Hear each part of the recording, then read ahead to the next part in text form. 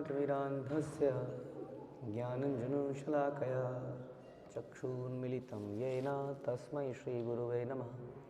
श्रीचैतन्यमनोभीष्टं स्थापितं येन भूतले स्वयं रूपः कदा मह्यं ददाति स्वपदान्तिकं।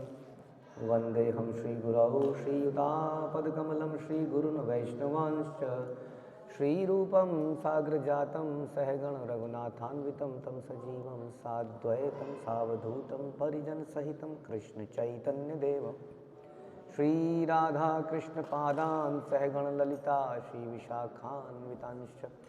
हे कृष्ण करुणा सिंधु दीनबंधु जगतपते गोपेश गोपिका कांत राधा कांत नमस्तुते। तप्त कांचन गौरांगी राधे वृंदावनेश्वरी वृषभानुसुते देवी प्रणमामि हरिप्रिये। वाञ्छाकल्पतरुभ्यश्च कृपा सिन्धुभ्येव च पतितानां पावनेभ्यो वैष्णवेभ्यो नमो नमः। जय श्री कृष्ण चैतन्य प्रभु नित्यानंद श्री अद्वैत गदाधर शिवासादि गौर भक्तवृंद। हरे कृष्णा कृष्ण कृष्ण हरे हरे, हरे राम राम राम हरे हरे। नमो विष्णुपादाय कृष्णप्रेष्ठाय भूतले श्रीमते भक्तिवेदांत स्वामिन्निति नामिने। नमस्ते सारस्वते देवे गौरवाणी प्रचारिणे निर्विशेष शून्यवादी पाश्चात्य देशतारिणे।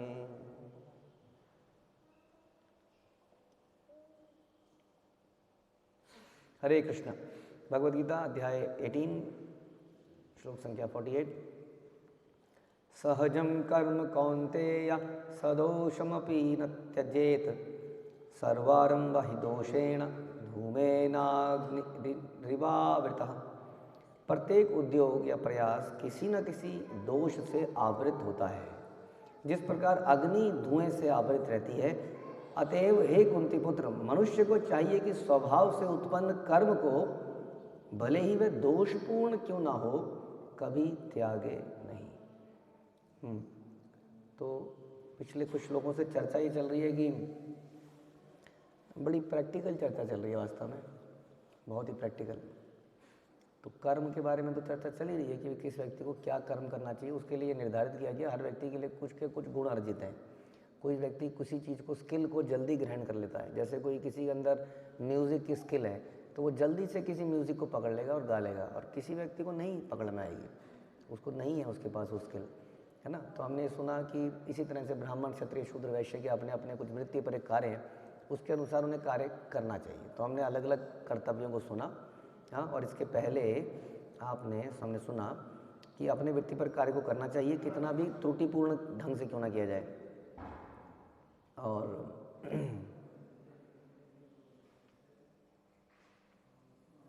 सॉरी आज 47 है, राइट? बताया क्यों नहीं पहले? सॉरी, क्योंकि पल के मुझे लगा। ओके।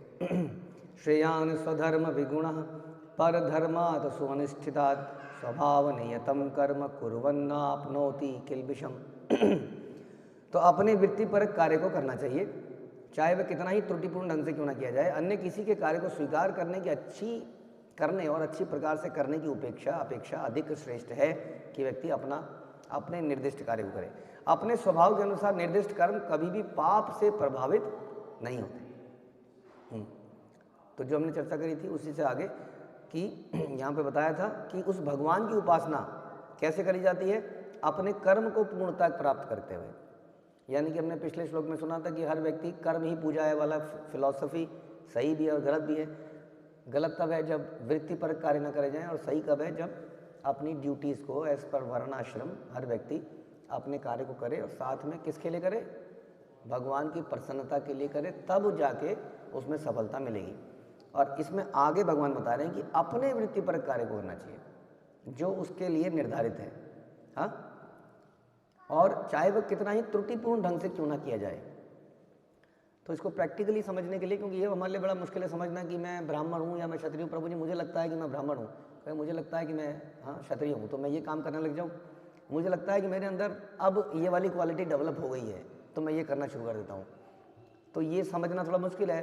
तो इससे ज़्यादा सरल है कि जो गुरु बताए कि आपका वृत्तिपर कार्य ये है, इसको कर लीजिए, वही हमारा वृत्तिपर कार्य हो जाता है। हाँ, हमें जो गुरु परंपरा से आदेश मिलता है या टेम्पल अथॉरिटी से कहीं से भी जो हमें आदेश मिला कि आपकी सेवा ये है, तो आप समझ लीजिए वही मेरा वृत्तिपरक कार्य बन जाता है। टू बी वेरी सिंपल, हम ऐसा प्रेफरेंस बता सकते हैं, कई बार हम ऐसा प्रेफरेंस बता सकते हैं कि ये मेरी है ना। जैसे कि माना आप किसी मंदिर में आए, आपको बोला जी आपका आज से सेवा है कि आप रोज़ गौर आरती करेंगे, तो आप बता सकते हैं प्रभु जी एक बार मेरा गाना सुन लीजिए आप, उसके बाद अगर आपको लगता है तो मैं गा लूँगा कि मेरे अंदर एक क्वालिटी है या नहीं है, ऐसा हम बता सकते हैं, है ना। तो ऐसा कुछ समय पर हम किसी जगह पर रहते हैं तो समझ में आ जाता है कि इस आदमी के क्या गुण हैं, क्या इसके पास स्किल है, क्या विशेषताएं हैं। उसके अनुसार आप देखेंगे हमें कई बार गलत सेवाएं मिल जाती हैं कई जगह पर, लेकिन थोड़े दिनों बाद सेटलमेंट हो के वो सही जगह पे आ जाएगा अपने आप, है ना। एक जगह पे आएगा वहाँ टिकेगा नहीं, कर नहीं पाएगा, फिर दूसरी जगह पे जाएगा वहाँ टिकेगा। थोड़े दिनों बाद जो उसका नेचर के अनुसार है, आप देखेंगे लॉन्ग रन में आदमी उसी सेवा में टिक जाएगा। इसमें ये बिल्कुल नहीं कह सकते हम कि कई बार हमें क्या लगता है कि ये मैं कर नहीं पाऊँगा, और देखते हैं कि वो व्यक्ति उस कार्य को सबसे अच्छा करने लगता है। तो इसमें ये बात नहीं है कि उसको क्या फील हो रहा है, क्योंकि हमारा नेचर हमको भी नहीं मालूम है, क्योंकि कभी नेचर के अनुसार संसार ने जिया ही नहीं है। वर्णाश्रम सिस्टम जो है आजकल बचा ही नहीं है। आजकल ये देखा जाता है आजकल कौन सी मार्केट की डिमांड ज़्यादा है, बच्चा वो वाली पढ़ाई करता है। आजकल कंप्यूटर साइंस चल रहा है तो सब कंप्यूटर साइंस पढ़ेंगे। आजकल मैकेनिकल इंजीनियरिंग चल रही है तो मैकेनिकल इंजीनियरिंग ही पढ़ेंगे। तो जिस चीज़ की मार्केट होगी उसी चीज़ को, MBA चल रहा है तो लोग MBA करेंगे। तो आजकल नेचर, हम भी अपने नेचर को नहीं जानते कि हमारा नेचर वास्तव में क्या है। हाँ, इसलिए कई बार हम किसी कार्य को मना भी कर देते, नहीं मेरे से नहीं होगा, है ना। जनरली आप आएंगे बोलेंगे आप, मुझे लगता है कि आपको प्रवचन देने चाहिए, नहीं प्रभु जी मेरे से नहीं होगा। तो ये नहीं होगा वाला कॉन्सेप्ट ठीक नहीं है, क्योंकि हमारी तो कोई योग्यता ही नहीं है किसी भी वस्तु में। हमें योग्यता मिलती है भगवान से और गुरु से। हाँ, लेकिन हमें हर चीज़ को स्वीकार करते हुए अपना बता सकते हैं, अपना ईमानदारी से उसको कर सकते हैं, और थोड़े दिनों बाद सामने वाले को पता चल जाएगा कि ये कर सकता है कि नहीं कर सकता है। हमने जब क्लासेस शुरू करी थी 2009-10 में, तो हमने एक नया ग्रुप बनाया, new set of people, new leaders. जैसे कि इस्कॉन का कल्चर है कि न्यू लीडर्स बनाए तो उनको क्लास दे दी जाए। तो हमने उनको एक व्यक्ति को क्लास दी और उसने क्लास ली, तो हमें पहली क्लास में समझ में आ गया था इसको क्लास नहीं देनी चाहिए थी, क्योंकि उनके अंदर थोड़ा सहजिया टेंडेंसी थी। तो उन्होंने क्लास में जब बोलना शुरू किया तो पहली क्लास में समझ के आ गए, तो गड़बड़ हो गई बहुत बड़ी। तो थोड़े दिनों में समझ में आ जाता है और वो आदमी वहीं सेटल हो जाता है जो उसका नेचर है। ठीक है, आप बता रहे हैं कि उस वृत्तिपरक कार्य को करना चाहिए जो हमें दिया जाए, या जो फाइनली हमारे साथ सेटलमेंट हो गई है, चाहे वो कितना त्रुटिपूर्ण ढंग से क्यों ना किया जाए। अब उस कार्य को करने में बड़ा रिस्क है, बड़ी दिक्कत है माना किसी कार्य को करने में। प्रसाद बना रहे हैं, ये हमारा गुण है माना, हम अच्छा बना लेते हैं, लेकिन बड़ी टेंशन है। अब जब भी प्रसाद बना रहे हैं तभी मुसीबत है, मेन प्रोग्राम से छूट जा रहा है, हल्का सा नमक में तेज़ हो जा रहा है तो बड़ा बवाल हो जा रहा है। बहुत टेंशन है, हाँ लगे रहो लगे रहो।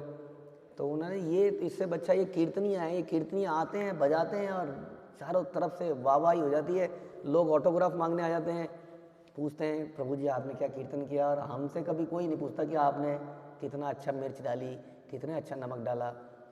हाँ, कोई पूछना आता है? हमारे कुक प्रभु जी माता जी से कोई पूछना आया कोई आज तक? नहीं आया ना। कीर्तनियों से पूछना आए होंगे, बहुत बढ़िया कीर्तन किया आपने। तो कई बार ऐसा लगता है कि ये काम क्यों ना कर लिया जाए, है कि नहीं। ये मैनेजमेंट देखिए, ये हर चीज़ में इनको सब कुछ पता रहता है, हमें तो कुछ पता ही नहीं रहता। तो क्यों ना मैं ये वाला काम ले लूँ, हाँ मुझे कुछ ऐसा काम चाहिए। तो यहाँ बता रहे हैं कि अपने काम को करो, चाहे वो त्रुटिपूर्ण ढंग से क्यों ना हो, उसमें गलती हो रही है होने दो, क्योंकि वही मिला है। अगर हमारे सीनियर अथॉरिटी को चेंज करना होगा तो वो अपने आप चेंज कर लेंगे, उन्हें भी तो दिख रहा है ना कि गलती हो रही है, तो वो चेंज कर लेंगे अगर ज़रूरत लगी तो। लेकिन उसी कार्य को करता रहो जो हमारा वृत्तिपरक है, या सिंपल वर्ड्स में जो हमने बताया, जो हमें अपनी अथॉरिटी से कार्य मिला है उसको करते रहो चुपचाप, ईमानदारी से प्रार्थना करते हैं भगवान से। ऐसा असंभव कार्य हुए हैं कि जो व्यक्ति कभी बोलता नहीं था उसने बोलना शुरू कर दिया, मूकम करोति वाचालम, ऐसे बहुत सारे उदाहरण हैं। हाँ, जिसको आज तक कुछ बेचना नहीं आता था वो सबसे बड़ा बुक डिस्ट्रीब्यूटर बन गया। तो एनीथिंग कैन हैपन, करते रहिए, क्योंकि शक्ति कहाँ से मिलती है? गुरु परंपरा से मिलती है। अन्य किसी के कार्य को स्वीकार करने और अच्छी प्रकार से करने की अपेक्षा अधिक श्रेष्ठ ये है। कई बार हम करते हैं, देखा प्रभु जी कुछ नहीं हुआ ना, वो कुछ नहीं है वहाँ, कुछ मैंने ये बोला था करने को हुआ ही नहीं, मैंने ये बोला था आप मेरे को दो, एक बार मेरे को दो, मैं करके दिखाता हूँ आपको सारा। ऐसा बहुत बार हो जाता है।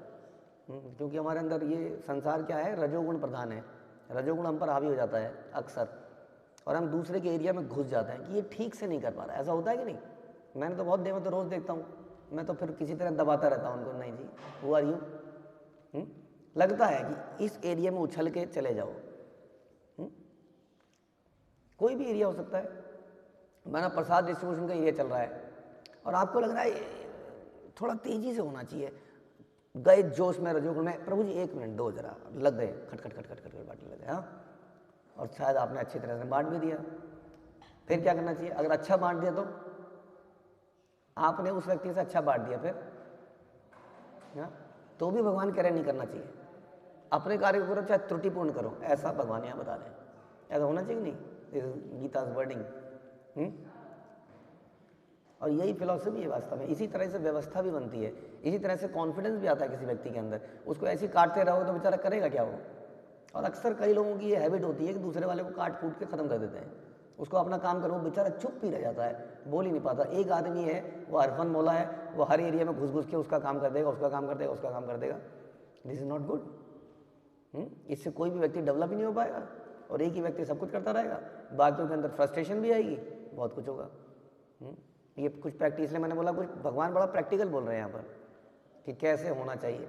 श्रील प्रभुपाद ने भी ये बोला है कि मैनेजमेंट में रोल्स एंड ड्यूटीज जो व्यक्ति लगे हैं उनका फ्रीक्वेंट चेंजेस नहीं होना चाहिए कि ये सेवा कोई देख रहा है, अगले महीने अब ये सेवा कोई और देखेगा, अगले महीने उस सेवा कोई और देखेगा।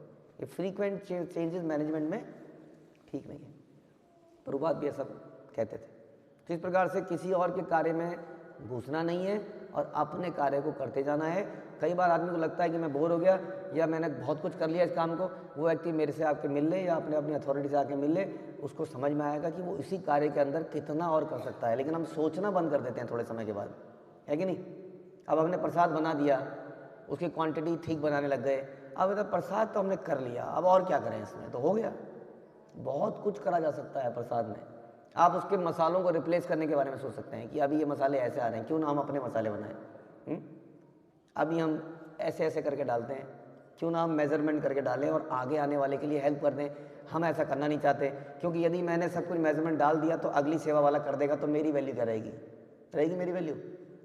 इसलिए कोई अगर बोले भी तोल के कुछ रेसिपी लिख दीजिए, तो रेसिपी 1 साल 2 साल तक कोई लिखेगा ही नहीं, अपने ट्रेड सीक्रेट कोई बताएगा नहीं। This is not good. कहने का मतलब है कि किसी भी कार्य में कितना ज़्यादा एक्सीलेंस प्राप्त की जा सकती है, इसकी कोई लिमिट नहीं है, लेकिन हम सोचें तो। इसलिए कभी ऐसी ज़रूरत पड़ेगी नहीं कि आप दूसरे के काम में घुसो। कई बार लोग मेरे को बोलते हैं मुझे ये वाली सेवा दे दो प्रभु जी, ये वाली। अपनी सेवा बिल्कुल आईसीयू में है और दूसरे की सेवा करने को तैयार है। हाँ, तो यही बता रहे हैं भगवान। अपने स्वभाव के अनुसार निर्दिष्ट कर्म कभी भी पाप से प्रभावित नहीं होता है, क्योंकि वो व्यक्ति वो कार्य तो अंडर इंस्ट्रक्शन किसी के उसमें कर रहा है। किसी और का कार्य करेगा तो उसके बाद आशीर्वाद नहीं है, उसके बाद कृपा नहीं है। अब वो जो करेगा उसमें अगर गलती होगी तो क्या होगा? पाप का भागीदारी बनेगा? पाप का भागीदारी बनेगा या नहीं बनेगा? क्या करने से बनेगा?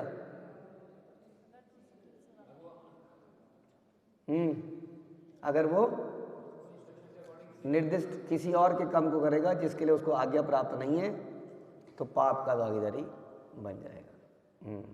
ऐसा यहाँ पर बताया जा रहा है। तो मनुष्य को चाहिए कि परमेश्वर को प्रसन्न करने के लिए कार्य करे, ये हमने सुना था। इसलिए अर्जुन के लिए यहाँ पर प्रभुपाद एग्जाम्पल दे रहे हैं कि अर्जुन किसी और का कार्य करना चाह रहा था। किसका? ब्राह्मण का कार्य करना चाह रहा था। हाँ, वो क्या था? वो तो क्षत्रिय था। तो दूसरे के काम में करना उचित नहीं है ना। अपना कार्य, उसमें उसको त्रुटि दिख रही थी। क्या त्रुटि दिख रही थी?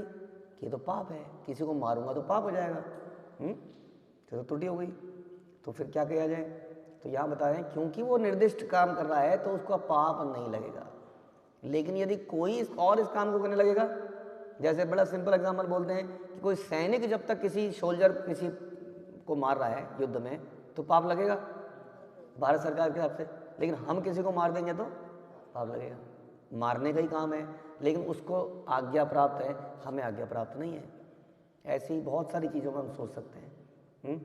यहाँ पे प्रभुपाद एक और एग्जाम्पल बता रहे हैं कि कभी कभी व्यापारी किसी को बोलता है, अरे मेरे भाई, मेरे ग्राहक, मैं कोई लाभ नहीं कमा रहा, कहते हैं ना, मैं कॉस्ट पे दे रहा हूँ आपको, कॉस्ट पे ले लीजिए। तो प्रभुपाद कह रहे हैं इस झूठ का भी पाप नहीं लगेगा, क्योंकि ये तो उसके व्यवसाय का पार्ट है, ये तो एक्टिविटी है, ये वो बोल रहा है। सुनने वाला क्या मूर्ख है, कोई क्या कॉस्ट पे देता है? सुनने वाले को भी इतना पता होना चाहिए। तो कह रहे हैं, प्रभुपाद कह रहे हैं, तो पार्ट एंड पार्सल है उस कार्य का। यदि यह व्यापारी ये कहता है कि कोई लाभ नहीं ले रहा, तो एक सरल झूठ समझना चाहिए। लेकिन व्यापारी को यह नहीं सोचना चाहिए कि क्योंकि वो ऐसे कार्य में लगा है, इस कार्य को छोड़ देते हैं, इसमें रोज झूठ बोलना पड़ता है। वो कहते हैं जी सस्ता लगा लो, वो कहते हैं जी इतने का ही पड़े था, इतने का ही पड़ा था, इतने का ही लाया। हाँ, तो ये कार्य छोड़ देते हैं, कोई और कार्य करते हैं, तो क्या हो जाएगा? गड़बड़ हो जाएगी। हर कार्य में, जब हम आगे भी आएगा ये, हर कार्य में कुछ ना कुछ पाप निहित है, इसलिए उसके लिए क्या करें, उसके फल को भगवान को दे दें। लेकिन काम तो करना ही पड़ेगा। अब जो गुरु जी डांटते हैं कई बार, तो कई बार ऐसे भी डांट देते हैं। कई बार हो सकता है इस बच्चे को डांटने के लिए इसको डांट दिया जाए, है ना? क्या करें? जैसे हम बताया था ना कि बहू को डांटना है तो क्या करें, बेटी को डांट दें। अब ये तो त्रुटि हो गई ना, लेकिन ये त्रुटि भी करनी पड़ती है, तो वो कार्य ऐसा है, क्या करें? टीचर को कई बार सख्त होना पड़ता है, अच्छा नहीं लगता है सख्त होना। किसको अच्छा लगता है बताइए? रिलेशनशिप खराब होते हैं कि नहीं?